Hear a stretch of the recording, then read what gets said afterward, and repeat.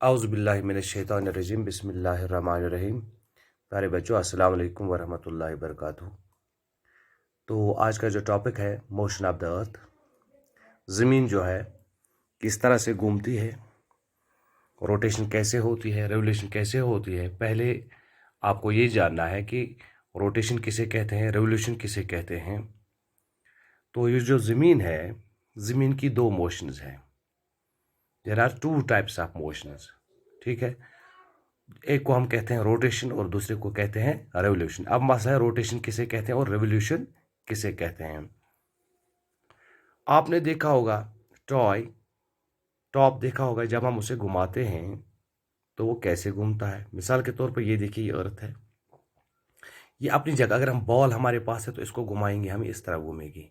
ये anti clockwise direction से घूमती है ज़मीन, तो इस तरह से घूमती, इसको रोटेशन कहते हैं, ठीक है। अगर यहाँ पे सूरज है, ये मानिए यहाँ पे सन है, तो इसकी रोशनी किसकी तरफ आती है, ज़मीन की तरफ आती है। तो ये अपनी तरह यहाँ पे घूमती है पहले, ठीक है। ये साइड जो है, इस साइड पे सूरज की रोशनी पड़ती है, यहाँ दिन होता है, ठीक है। तो यहाँ रोशनी नहीं पड़ती, यहाँ रात होती है। इसी तरह से ये जब यहाँ पहुँचती है तो यहाँ ये साइड जो है यहाँ आता है, तो यहाँ दिन होता है, तो ये साइड यहाँ होता है, उस वक्त यहाँ रात होती है। इस तरह से इसकी रोटेशन होती है। और ये रोटेशन जो है 24 घंटे में एक ज़मीन जो है मुकम्मल करती है, ठीक है। और इसके लिए उसकी एक्सीस है, ये कहीं पे लकीर नहीं दी हुई है, ये अंदाजे के तौर पर बनाई जाती है।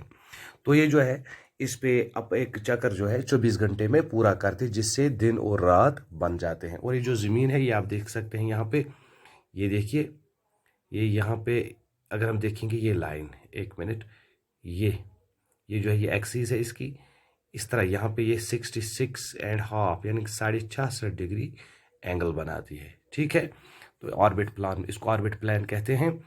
तो 24 घंटे में जो है ये एक रोटेशन मुकम्मल करती है। हो गई एक बात। दूसरी बात, यहाँ पे सूरज है, ठीक है। अब जो हमारी ज़मीन है, तीसरा प्लैनेट है, ये इसके इस तरह घूमती है, पहले यहाँ घूमती है, फिर यहाँ घूमते घूमते घूमते घूमते घूमते इस सूरज के गिरद गिरद घूमती घूमती खुद घूमते घूमते इधर पहुंच जाती है। तो इसको यहाँ से यहाँ तक पहुंचने में कितना टाइम लगता है, ठीक है। इसको लगते हैं 365 दिन और 6 घंटे। कितने? 365 डेज एंड 6 आवर्स, ठीक है। तो हम अक्सर कहते हैं कि साल के 365 दिन, ठीक है। तो 305 असल में क्या है, 365 दिन और 6 घंटे। तो 6 घंटे हम नहीं गिनते हैं। आपने देखा होगा कैलेंडर, स्कूल में भी कैलेंडर देखा होगा, घर में भी देखा होगा, फरवरी का महीना होता है 28 का। अब चूंकि ये जो है दिन जो होता है वो 24 घंटे का होता है, दिन और रात, है ना, 24 घंटे का होता है। तो हमारे पास साल में 365 दिन आते हैं और 6 घंटे आते हैं। हम 6 घंटों को 4 साल जमा करते हैं, तो ये बनता है 24 घंटे, यानी कि एक दिन बन जाता है। इसको क्या करते हैं हम, इसको हम 4 साल 3 साल के बाद जो चौथा साल आता है, पहले साल के 6 घंटे, दूसरे साल के 6 घंटे, तीसरे साल के 6 घंटे, और चौथा साल जब आता है तो 24 घंटे बन जाए, तो यहाँ पे एक दिन बन जाता है। और फरवरी का महीना जो है 29 बन जाता है। कितना? 29। जैसे कि आप देख सकते हैं 2020 जो है, इसमें भी कितने दिन थे फरवरी में, अपना कैलेंडर आज घर में देखना, 29 डेज का फरवरी है। इसको हम कैसे निकालते हैं, इसके लिए भी रूल है। जो भी ईयर होगा उसको हम 4 से डिवाइड करते हैं, ठीक है। 4 5 आर 20, ठीक है।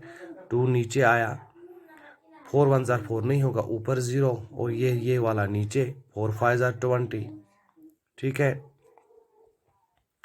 तो इससे हमें पता चला यहाँ पे जो है रिमाइंडर कुछ नहीं रहा, इसलिए हम कहेंगे कि ये लीप ईयर है, ठीक है।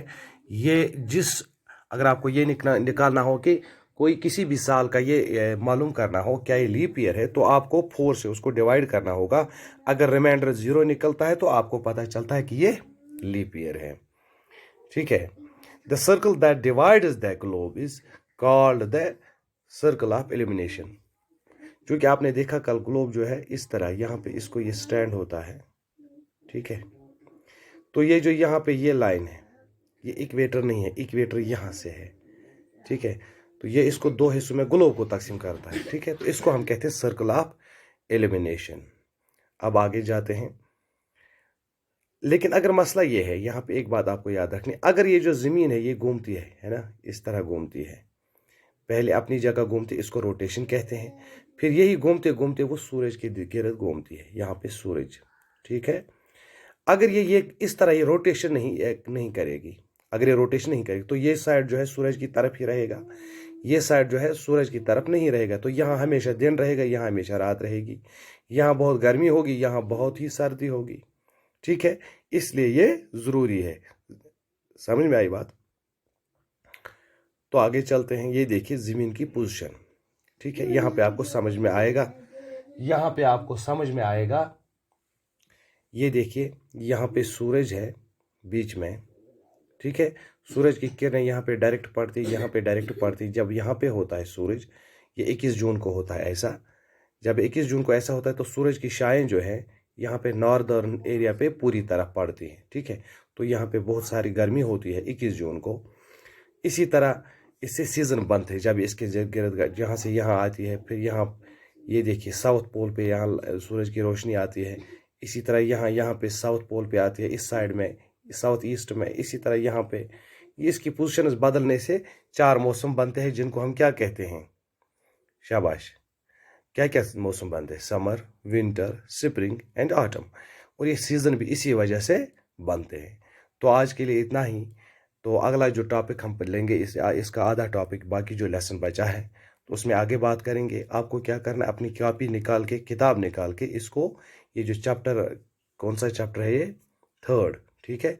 तो इसको एक बार फिर देखना है, ये मोशन ऑफ द अर्थ। आप ये देखना, यहाँ तक पढ़ना जहाँ तक मैंने यहाँ पे आपको बताया है। बाकी इंशाल्लाह ताला आगे चल के हम इसको पढ़ेंगे और उसके क्वेश्चन भी करेंगे। मुझे उम्मीद है कल के क्वेश्चन जो है वो आपने अच्छी तरह बनाए होंगे, ठीक है। तो आज के लिए इतना ही। खुदा हाफिज।